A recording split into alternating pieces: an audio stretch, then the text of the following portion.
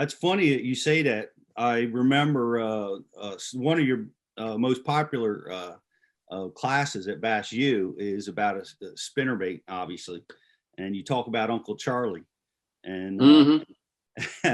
and it seems like he passed his stubbornness on to you. He definitely has.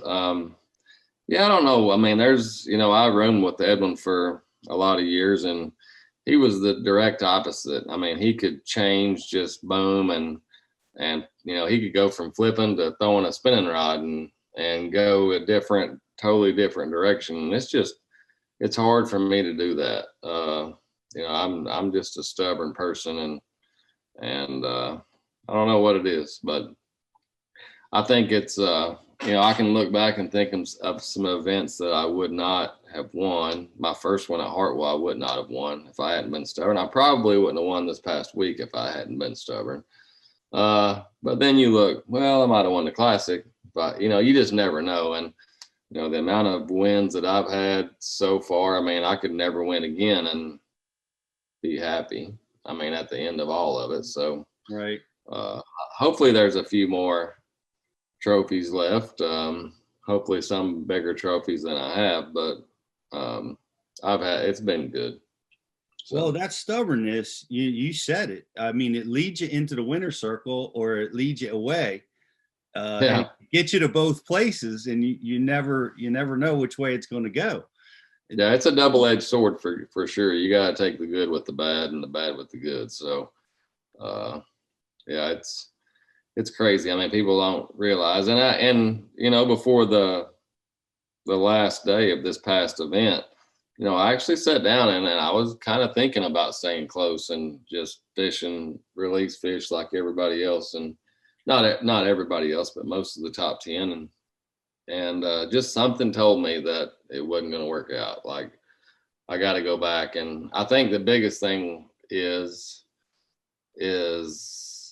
had I stayed in the water, and I didn't win, then I always would have wondered, what if the water came back down? Because if the water would have come back down, it was gonna get ugly up there. Yeah. But if I'd have stayed and not won, I always would have wondered that. And at least if I go and I do what I should have done, then I might not win, but I'll be able to go to sleep that night. So knowing that, at least I tried what I thought, and I mean, if I can't control the water coming up, obviously none of us can, but yeah, I did what I thought I should do, and finally, after 6 or 7 close calls, it worked out.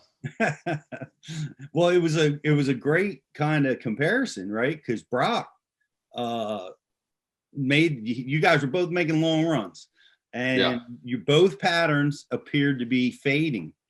Yours yeah, because of high water, his probably because of fishing pressure, yeah, and you he made the decision to stay close, and the winning decision was to be stubborn and go after it. So we actually got to see it play out. I'm sure Brock is probably, gosh, weighing, uh, what if I'd have gone? Could I have beat him if I'd have gone? and I was, see, that's what I didn't want to go. That's what I didn't want. mhm.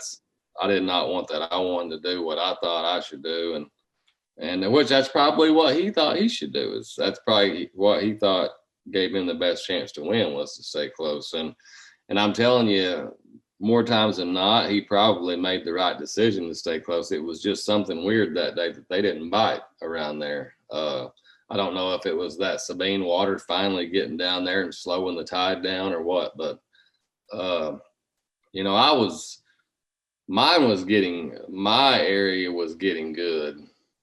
It really was. It doesn't look like that according to the weights. Had the water not come up due to them opening the gates for the weekend, uh, it was getting good. There was a lot of river fish rolling in there to spawn, and the first day I fished for 30 minutes and had what I had. The second day I fished for maybe an hour and a half and had what I had, and should have had a bigger bag. I told myself I was going to give myself 5 good bites the second day, and I got 5. I boated 4, and then I had a 2-pound spot to go with it, and I'm like, that's probably good. Let's see how it's going to go. And you know, I had no idea that the third day, whenever I'd get there, the water would be up 6 feet in the ditch, and I won. But if I have one regret, it's not staying in there the second day and catching all I could catch. And the information Bass University provides isn't your basic run-of-the-mill fishing video. This is specific information from A to Z to help you learn, get to the water, and become a better angler quickly.